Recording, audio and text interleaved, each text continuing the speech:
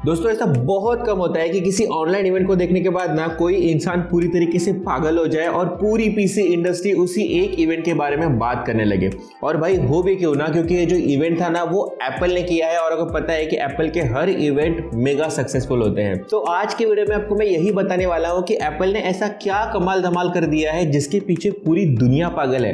लेकिन यार उससे पहले अगर आप सब्सक्राइब कर दो तो मजे ही आ जाएंगे। Now with that said let's get down to the business. दोस्तों एप्पल का ये इवेंट 18 अक्टूबर 2021 को हुआ और इस इवेंट में एप्पल ने अपने म्यूजिक प्रोडक्ट और मैकबुक को लॉन्च किया। म्यूजिक प्रोडक्ट के बारे में हम ज्यादा बात नहीं करने वाले हैं, हम सीधा मुद्दे की बात करेंगे मैकबुक की। लेकिन इससे पहले मुझे बात करनी होगी एप्पल के extra ordinary chips M1 Pro and M1 Max के बारे में। दोस्तों आपको पता ही होगा कि एप्पल कुछ सालों पहले अपने खुद के CPU मैन्युफैक्चर करने का डिसीजन लिया था और उस डिसीजन के बाद एप्पल ने अपनी पहली चिप M1 को लॉन्च कर दिया था। अब M1 ऑलरेडी इतना सक्सेसफुल चिप साबित हो गया था एप्पल के इकोसिस्टम में, उसे काफी ज्यादा एक्सेप्टेंस मिला था और अब M1 Pro and M1 Max इसे एक अलग ही लेवल पे लेके जाते हैं। पहले हम बात कर लेते हैं M1 Pro इस चिप के बारे में। दोस्तों इस चिप में आपको 10 कोर का CPU देखने मिल जाता है, जिसमें 8 कोर हाई परफॉर्मिंग CPU है और 2 कोर पावर एफिशिएंट CPU है। मतलब इसके जो 2 कोर होंगे ना वो लो इंटेंसिव टास्क को परफॉर्म करेंगे और जिसके जो 8 कोर होंगे ना वो हाई ग्राफिक इंटेंसिव टास्क को परफॉर्म करेंगे। मैं बात GPU की कर रहा हूं तो आपको बता दूं कि इस GPU के साथ जो ग्राफिक्स आया है ना उसमें आपको अप टू 32 कोर्स देखने मिलते हैं। भाई ये बहुत बड़ा नंबर है पूरे CPU मार्केट के लिए। अगर मैं बात करूं M1 Pro के अदर फीचर्स की तो इसमें आपको एक मीडिया इंजन देखने मिलता है जिसकी मदद से आप multiple 4K and 8K files को साइमल्टेनियसली एडिट कर सकते हो। भाई ये सब सुन के ना कोई भी लिटरली इंप्रेस हो सकता है। दोस्तों एप्पल यहीं पर नहीं रुका, एप्पल इसके बाद एक और चिप लॉन्च करता है जिसे नाम देता है M1 Max और ये M1 Max M1 Pro से भी ऑलमोस्ट 2 टाइम्स फास्टर है। मतलब भाई एप्पल ने लिटरली पूरे पीसी इंडस्ट्री को शेक कर दिया है और हर कोई इसी के बारे में बात कर रहा है और बात करने के सभी के पास अच्छे अच्छे रीजन है। उनमें से सबसे बड़ा रीजन इन CPU की मेमोरी बैंडविड्थ। दोस्तों कंपैरिजन के लिए आपको बता दूं जो एप्पल का लास्ट M1 चिप था उसकी मेमोरी बैंडविड्थ थी 60 GB पर सेकेंड और अभी जो M1 Pro की बैंडविड्थ है वो है 200 GB पर सेकेंड और M1 Max की पता है 400 GB पर सेकेंड।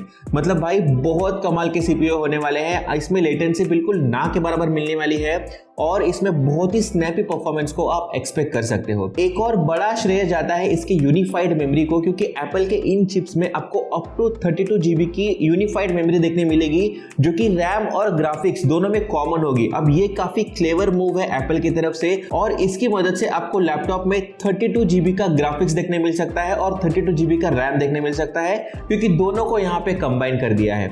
और M1 Max में आपको ये जो नंबर है ना वो 64 GB यूनिफाइड मेमोरी हो जाता है। मतलब यहाँ पे आपको मैसिव अमाउंट ऑफ रैम और massive amount of video memory देखने मिलती है। मतलब है कि आपका परफॉर्मेंस जो होने वाला है पीसी का ना वो भाई किसी अलग ही लेवल पे होने वाला है। इस पूरे प्रोसेस को एप्पल ने और ज्यादा स्मूथ करने के लिए जो डेटा प्रोसेस का जो पूरा फ्लो होता है ना उसे भी काफी ज्यादा ऑप्टिमाइज किया है। अगर आपको मैं एक छोटा सा आइडिया दूं तो लास्ट मैकबुक प्रो जिसमें आपको 16 इंचेस के डिस्प्ले में कोर i9 24 कोर वाला CPU देखने मिलता है, जिसमें आपको डेडिकेटेड ग्राफिक्स कार्ड भी देखने मिलता है। तो उस लैपटॉप को अगर आप इस नए लैपटॉप से कंपेयर करते हो तो ये ऑलमोस्ट 2 टाइम्स फास्टर है। और अगर M1 Max की बात की जाए तो भाई ये यहाँ पे ऑलमोस्ट 4 टाइम्स फास्टर है। अब आपको एक नॉर्मली बात बताता हूँ, जो नॉर्मल लॉन्चेस होते हैं मतलब AMD या फिर इंटेल की तरफ से, अब इनके जो चिप्स होते हैं ना इनके चिप्स लास्ट जनरेशन से हार्डली 20% 30% की परफॉर्मेंस यहाँ पे दे सकते हैं। बट भाई एप्पल को देखो, एप्पल अपने लास्ट चिप से ऑलमोस्ट 2 गुना 4 गुना तक की परफॉर्मेंस को इंप्रूव कर रहा है। तो भाई ये बहुत ही बड़ी बात है किसी भी मैन्युफैक्चर के लिए और इसी वजह से एप्पल की इतनी ज्यादा मार्केट में हाइप बनी हुई है, क्योंकि इसने ट्रूली बहुत ज्यादा परफॉर्मेंस में इंक्रीज कर दिया है। यहीं पर एप्पल नहीं रुकता है, डिस्प्ले सेक्शन में भी एप्पल ने काफी कमाल का काम किया है। आपको यहाँ पे टोटल 2 ऑप्शन देखने मिलेंगे एप्पल के इस प्रोडक्ट में। एक होगा 14.2 इंचेस के डिस्प्ले के साथ और एक होगा 16.2 इंचेस के डिस्प्ले के साथ। इन पूरे लैपटॉप्स को मैन्युफैक्चर करने के लिए एप्पल ने 100% रिसाइकल्ड एल्यूमिनियम का यूज किया है, जो कि इनके इकोसिस्टम गोल्स को अचीव करने के लिए मदद करता है। दोस्तों ये जो नई डिस्प्ले आपको एप्पल के मैकबुक में देखने मिलने वाली है ये एक लिक्विड रेटिना डिस्प्ले है। अब दोस्तों कमाल की बात ये है, ये डिस्प्ले हाईली कलर एक्यूरेट तो है ही, लेकिन इसका जो स्टैंडर्ड ब्राइटनेस है ना वो 1000 निट्स का है और इसका पीक ब्राइटनेस 1600 निट्स का है। मतलब जो मोबाइल की डिस्प्ले ब्राइटनेस होती है ना इसको ये कंप्लीटली मैच करता है, ऐसा इसका डिस्प्ले आपको देखने मिलेगा। अगर अगर मैं बात करूं इसके कॉन्ट्रास्ट रेशियो की, तो भाई इसके डिस्प्ले की कॉन्ट्रास्ट रेशियो 1,000,000:1 है। मतलब इसमें जो ब्लैक आपको नजर आएंगे ना वो काफी डीपर नजर आएंगे और भाई डिस्प्ले इसका वाकई काफी कमाल का है। दोस्तों एक और कमाल का फीचर है इसकी डिस्प्ले में जिसे कहा गया है प्रो मोशन। अब ये जो फीचर है ना ये काफी कमाल का है क्योंकि ये आपके डिस्प्ले के रिफ्रेश रेट को डायनामिकली एडजस्ट करता है, जिसका मतलब ये है कि अगर आप कोई नॉर्मल वर्क कर रहे हो, मतलब कि रीडिंग वगैरह कर रहे हो, तो यहाँ पे हाई रिफ्रेश रेट की जरूरत नहीं होती। तो यहाँ पे रिफ्रेश रेट ऑटोमेटिकली 24 हो जाएगा और जहां पे हाई रिफ्रेश रेट की जरूरत होती है जैसे कि गेमिंग वगैरह होता है, वीडियो प्लेबैक वगैरह होता है, तो उस केस में ये डिस्प्ले 120 हर्ट्ज का हो जाता है।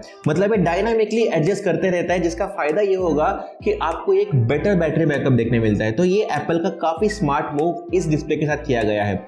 ऑल्दो एक चीज है जो मुझे यहाँ पे, मतलब मैं क्रिटिकल तो नहीं कर सकता, बट एप्पल के लैपटॉप में भी अभी आपको नॉच देखने मिल जाएगी। अब पता नहीं यार कितने लोग इसे अप्रिशिएट करेंगे, लेकिन ये जो नॉच है ना, हो सकता है कि कुछ लोगों को पसंद आए, कुछ लोगों को पसंद ना आए। अगर मैं मेरी बात करूं तो भाई उतना जो एरिया है ना वो डेडिकेटेड रहना चाहिए डिस्प्ले के टॉप के लिए। नॉच को देखकर मुझे लगता है कि थोड़ा सा चीजें कॉम्प्लिकेट हो गई है, बट इसे अच्छे से मैनेज किया गया है। उस नॉच में आपको एक 1080p रेजोल्यूशन वाला डिजिटल वेब कैमरा देखने मिलता है जो कि पिछले वेब कैमरा से काफी ज्यादा इंप्रूव हुआ है, ऐसे एप्पल ने क्लेम किया है। अगर हम ओवरऑल डिस्प्ले की बात करें ना तो एप्पल ने क्लेम किया है कि ये नोटबुक में अवेलेबल दुनिया का सबसे बेस्ट डिस्प्ले है, जो कि काफी बड़ी बात है भाई। और इसी वजह से ना ये सारा कुछ हाइप वगैरह चल रहा है।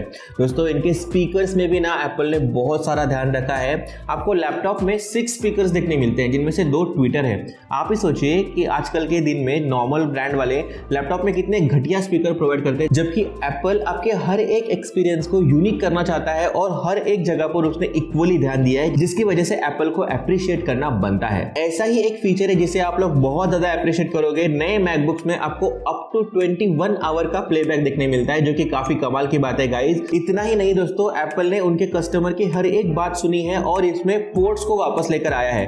प्रीवियस लैपटॉप में ना आपको पोर्ट्स देखने नहीं मिलते थे। आपको कोई भी गैजेट वगैरह कनेक्ट करना हो ना तो आपको एडिशनल डोंगल या फिर ऐसा कुछ चीजें खरीदना पड़ता था, जिसकी मदद से उस गैजेट को आप लैपटॉप से कनेक्ट कर पाओ। But not with this one, क्योंकि आपको इस लैपटॉप में HDMI पोर्ट देखने मिल जाएगा, 3 थंडरबोल्ट के पोर्ट देखने मिल जाएंगे, जिसकी मदद से आप लैपटॉप के साथ मल्टीपल डिस्प्लेस वगैरह कनेक्ट कर सकते हो। अगर मैं बात करूं M1 Pro की, तो M1 Pro में आप 2 XDR डिस्प्ले को कनेक्ट कर सकते हो।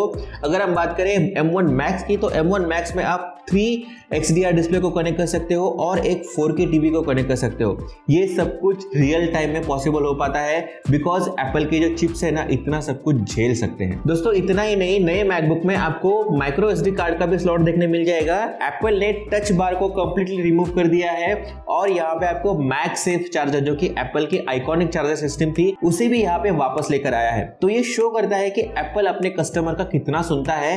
कस्टमर को जो चीजें चाहिए वो सारी चीजें देने की एप्पल यहाँ पे कोशिश की है। दोस्तों ऐसे ही एप्पल ने बना है और ऐसे ही एप्पल की ना पूरे दुनिया भर में तारीफ नहीं होती है। बस अगर एक चीज को हम इग्नोर कर देना तो एप्पल के हर एक फीचर बिल्कुल नए होते हैं और टोटली पूरे इंडस्ट्री को ना हिला के रख देते हैं। और एक और फीचर है जो हो सकता है कि बहुत सारे लोगों को हिला के रख दे, वो है एप्पल के प्राइसेस। भाई इसका जो बेस मॉडल है ना, जिसमें आपको 8 कोर वाला CPU देखने मिल जाएगा, 14 कोर वाला GPU देखने मिल जाएगा, 16 GB रैम और 512 GB के SSD वाला ये जो मॉडल है ना, इसकी स्टार्टिंग प्राइस है 1,94,990 rupees.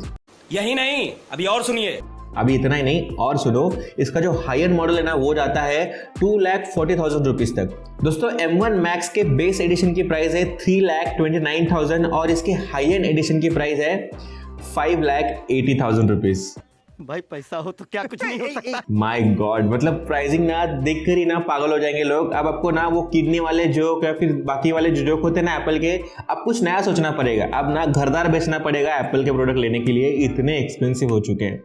But having said that, Apple ने जो काम किया है ना लैपटॉप इंडस्ट्री में वो काफी कमाल की बात है। और एक और चीज जो एप्पल ने इस बार नहीं की है, एप्पल कभी भी ना अपने प्रोडक्ट की कंपैरिजन जो है ना वो किसी और प्रोडक्ट के साथ करता ही नहीं है। लेकिन फर्स्ट टाइम एप्पल ने यहाँ पे कंपैरिजन ग्राफ वगैरह हमें प्रोवाइड करके दी है, जो कि ये शो करता है कि यार ट्रूली एप्पल के जो प्रोडक्ट है वो कंपटीशन से अलग सेट होते हैं। एंड लैपटॉप मार्केट में एप्पल ने एक नया स्टैंडर्ड सेट करके रख दिया है, there is no doubt about it. बाकी आपके क्या ओपिनियन है एप्पल के नए प्रोडक्ट के बारे में? आपने लॉन्च इवेंट देखा या नहीं देखा, मुझे कमेंट करके जरूर बताइए। वीडियो को लाइक भी कर देना और नए हो तो सब्सक्राइब भी कर देना। मैं मिलूंगा जल्दी ही किसी ऐसे ही इंटरेस्टिंग वीडियो के साथ, तब तक टाटा बाय बाय।